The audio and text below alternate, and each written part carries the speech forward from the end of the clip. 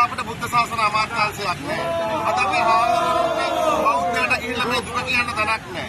අද අපිට අපේ රටේ අයිතියක් නැහැ.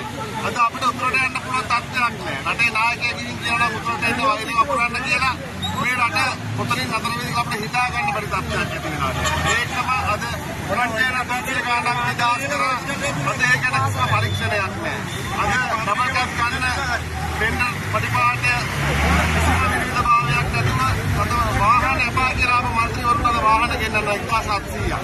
මේ ගෙන්නන වෙලාවේ මේ ගම්වතුරෙන් අනාථ වෙච්චාට දීපු චෙක් එක රිටර්න්. අද ඒ මනුස්සයන්ට සල්ලි දෙන්නේ නැහැ ගම්වතුරෙන් අනාථ වෙච්චාට. අපි කියන්නේ මේ දුරාන්ත පාලනය.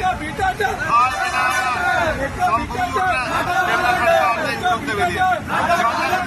බාලාංගක් බගාලා සම්පූර්ණ දෙන්න ප්‍රතිපාඨයෙන් උල්ලංඝනය කරනවා. ඒ වගේම ලුණුගෙනාව හිතවතුන්ට දීලා මේ අවුරුද්දක කාල සීමාවක් කළා ගොඩක් මේ රටේ වර්ධි අල්ලන්නා මේකට අපිට වෙන්නේ රටත් වෙනවා අපේ ශාසනයත් නැති වෙනවා අපේ තරුණයෝ ටිකට ඒ නිසා අපි මේ උද්ඝෝෂණය කරන්නේ මේ රට අන්තර කරන්න බෑ කරුණාකරලා මේ රට කරන්න පුළුවන් කෙනෙකුට දීලා ගෙදර යන්න කියලා පරිවිඩේ තමයි අපි වාසය කරනවා මේ වෙලාවේ